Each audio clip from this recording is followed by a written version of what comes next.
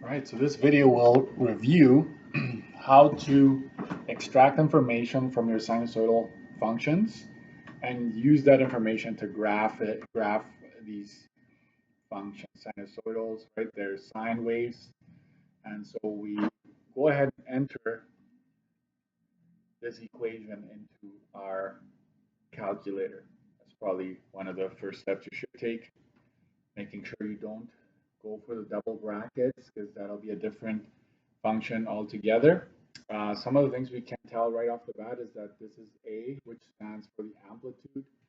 Equation of the midline, that's just that number in the back there. To get our min, we just take our midline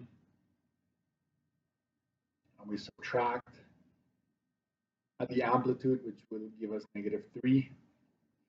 And then for the max, we take our midline.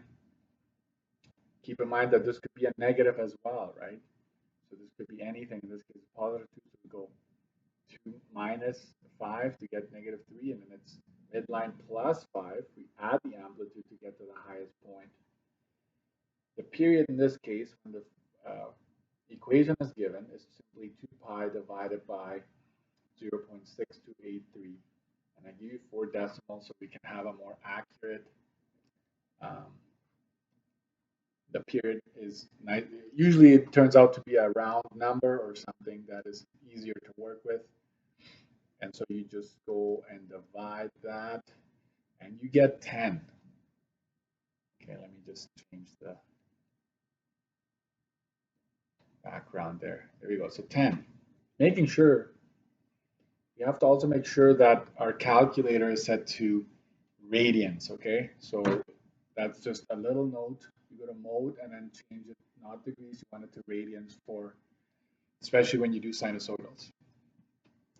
The domain, we've got all real numbers, and it also we can also write it in interval notation like this. It changes when there's a word problem. For the range, we stay in between these two values, right? So -3 to 7, like that for interval, or we can do set notation, so be -3 like this for the domain range. But now we want to get into the graphing.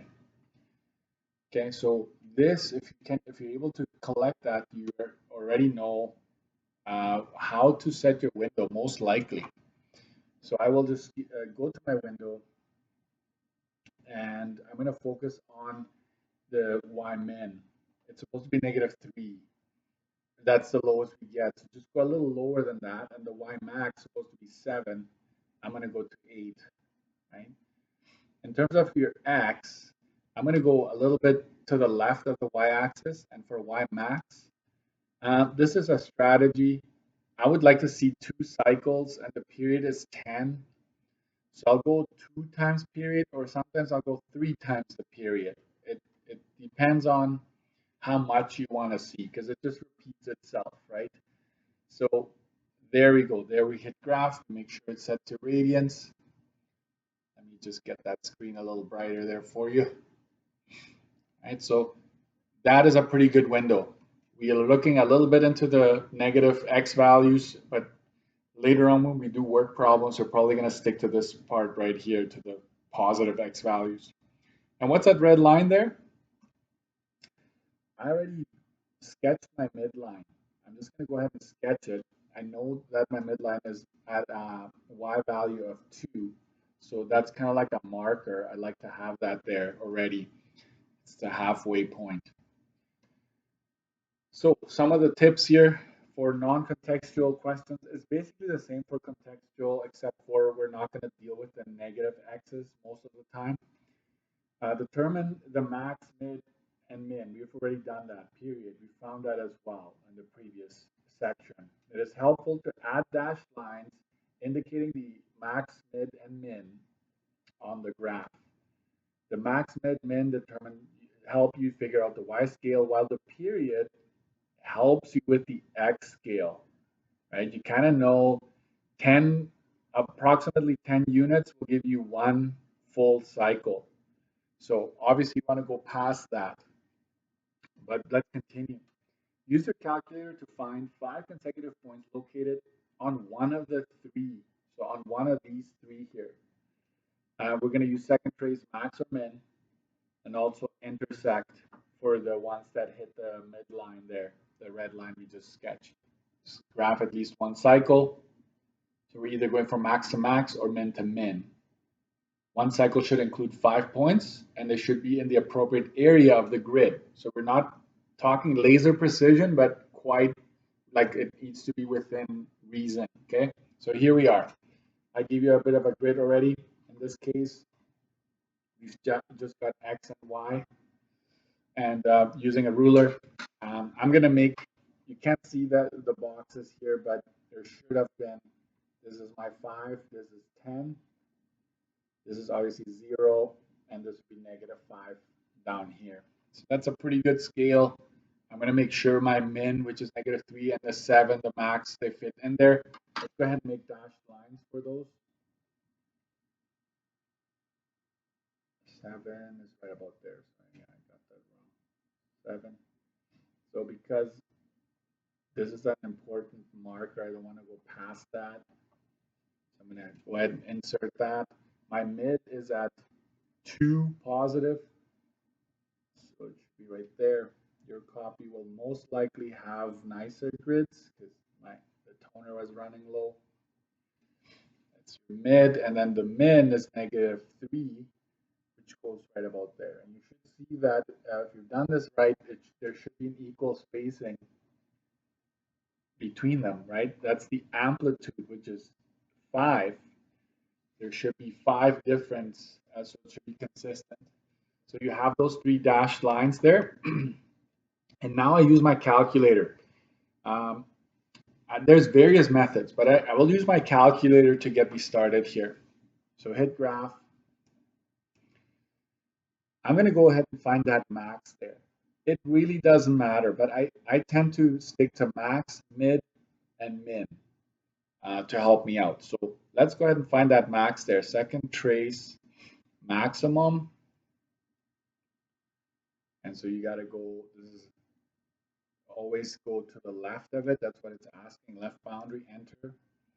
You go to the right, enter, hit enter again. So there we found that it's -0.297. Let me just for now write that coordinate down. I'm going to just focus on -0.29 because I know it's going to be at the top there. Let's continue.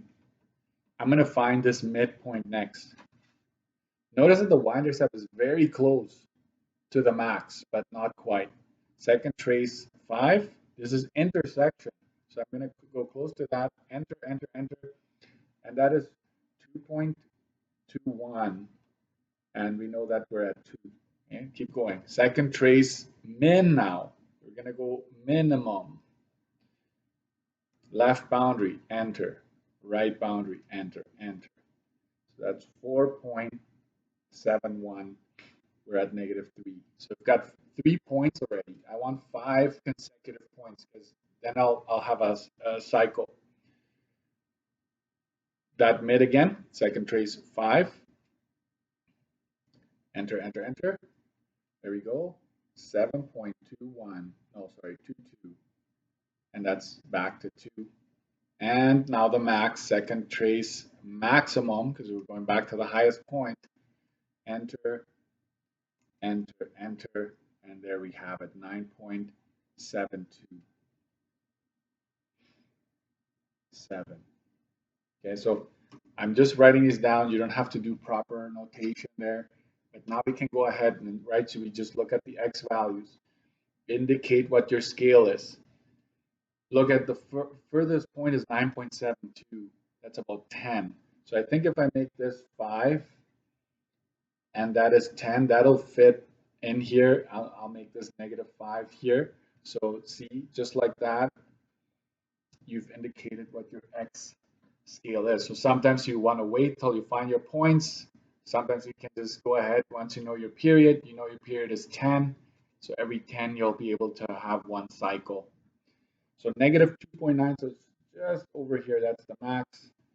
and then it's 2.21. This would be 2.5, right? So 2.21 is right about there.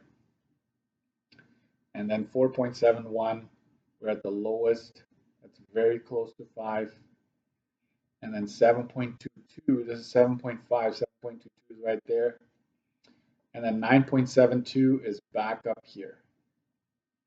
Okay, so technically you could now, you have enough to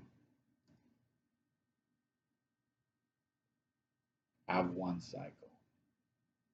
Okay, and maybe labeling a few is a very good idea. So I'm going to go negative 0.297.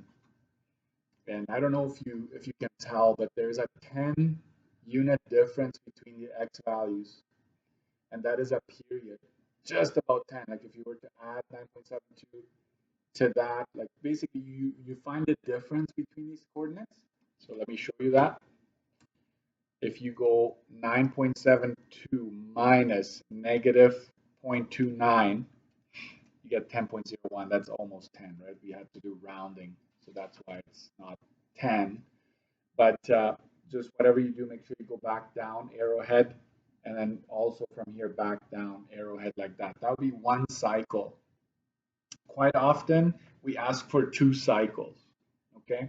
So here's where I want you to also, calculators are great.